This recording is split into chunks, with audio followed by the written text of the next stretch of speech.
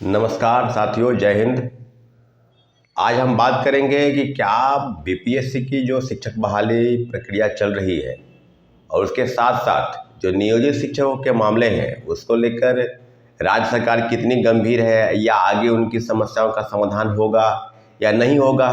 तो सारे मुद्दों पर हम आपको अपडेट करा दें कि आपको याद होगा कि 4 दिन पहले यानी बसंत पंचमी के दिन माँ सरस्वती का पूजा था। उस दिन हम लोगों ने बिहार के डिप्टी सीएम श्री शर्मा चौधरी से मुलाकात की थी। हम थे, हमारे कई साथी थे और मशहूर शिक्षाविद गुरु एम रहमान भी साथ थे। और हम लोगों ने एक प्रयास किया था कि बिहार सरकार की जो बहाली चल रही है उसमें कुछ मांगे हैं, जैसे कि STET appearing, CTET appearing, DElEd appearing, इन सारे मुद्दों पर उनका ध्यान आकृष्ट कराया जाए। और जो बातें थी कि टीआरई 1 में जो शिक्षक अभ्यर्थी बैठे परीक्षा में, टीआरई 2 तक उनकी उम्र समाप्त हो गई, तो कहीं ना कहीं एक एज का मुद्दा भी था। एज रिलैक्सेशन जो है वो मिलनी चाहिए परीक्षाओं में बैठने के लिए, क्योंकि परीक्षाएं जो है वो बार बार आयोजित नहीं होती है। जो एसटीटी परीक्षाएं हुई, लगातार हो रही थी, उसके बाद कई लोगों का उम्र ख़त्म हो गया।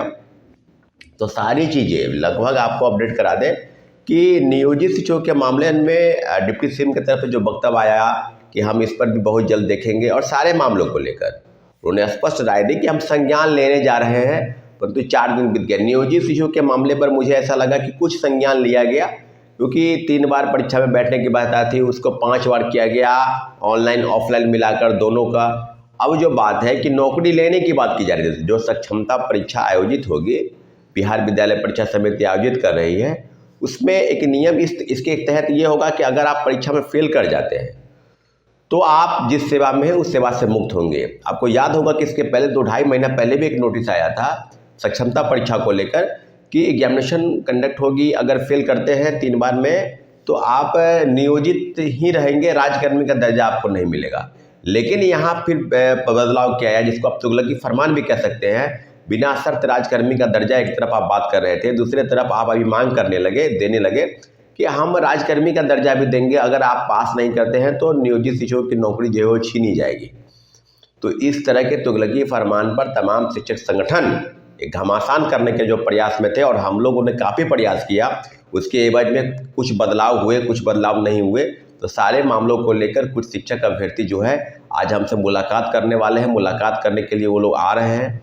हम आगे की फैसला क्या करेंगे ये आप अपने कमेंट बॉक्स में डालिए और बताइए कि क्या बीपीएससी में एसटीईटी अपेयरिंग और एज रिलैक्सेशन और अटेम्प्ट को लेकर सरकार की मंशा पर किस तरह के प्रश्न चिन्ह हैं, क्या आगे नहीं होगा। और सबसे महत्वपूर्ण विषय जिसकी हम चर्चा करना है आपको, वो है कि आपने जो कहा पूरक परिणाम को लेकर, आपने सप्लीमेंट्री रिजल्ट को लेकर जो पल्ला झाड़ा है, टीआरई 1 से लेकर टीआरई 2 तक छात्रों अभ्यर्थियों को बड़गला के जो रखा है, अंधेरे में रखा है, इसके लिए हम लोग बस जल्द से जल्द एक बड़ी बैठक की तैयारी में है। आज कुछ लोग आ रहे हैं और आप बताइए कि अगली बैठक टीआरई 2 की सप्लीमेंट्री रिजल्ट को लेकर अगली बैठक कब होगी, उसके लिए क्या तैयारी होनी चाहिए। क्योंकि अब आपको पता है कि 14,700 पदों की जो सूची भेजी गई और उस सूची को कहीं ना कहीं एक अंधेरे में, एक डार्क में भेज दिया गया, लिपापोती का प्रयास किया गया, चिट्ठी को वापस शिक्षा विभाग ने ले लिया।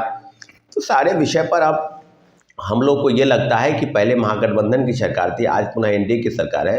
तो सरकार के समक्ष उन चुनौतियों का सामना करने की जरूरत है जो शिक्षक अभ्यर्थी के साथ जुड़ा है। और जुड़ाव होने के बावजूद भी अगर सक्षमता परीक्षा की बात की जाए, सक्षमता परीक्षा में राजकर्मी का दर्जा, खैर बात नौकरी लेने की बात, खासकर वेतन वृद्धि को लेकर जिस तरह के प्रावधान हैं उसको उनमें कटौती की बात की गई है कि क्या होगा, नौकरी से हटाया जाएगा, बढ़ोतरी होगी परीक्षा पास करने के बाद।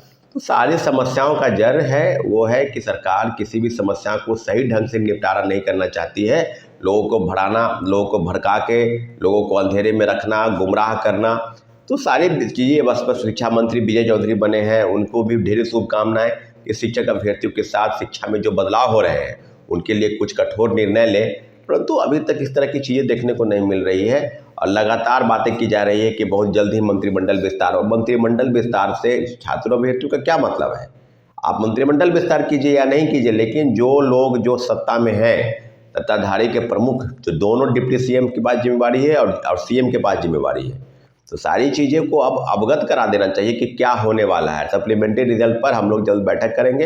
अब बैठक के बाद जो निर्णय होगा उस पर हम लोग आगे बढ़ेंगे जल्द। निश्चित रूप से आज आप लोग तय कर लें कि कब बैठक करनी है और ओवरऑल जो कंसेप्ट निकल के आएगा उसके अनुसार हम आगे बढ़ेंगे। ठीक है साथियों, धन्यवाद, जय हिंद। लेकिन इतना ज़रूर है कि हम लोग अपनी लड़ाई को लड़ते रहेंगे। शिक्षक अभ्यर्थियों से यही गुहार है कि जब भी बैठक बोले भारी से भारी संख्या में आप इस बैठक में शिरकत लें, ताकि जो भी समस्या है उसके समाधान के लिए हम लोग आगे बढ़ सके। ठीक है साथियों, धन्यवाद, जय हिंद।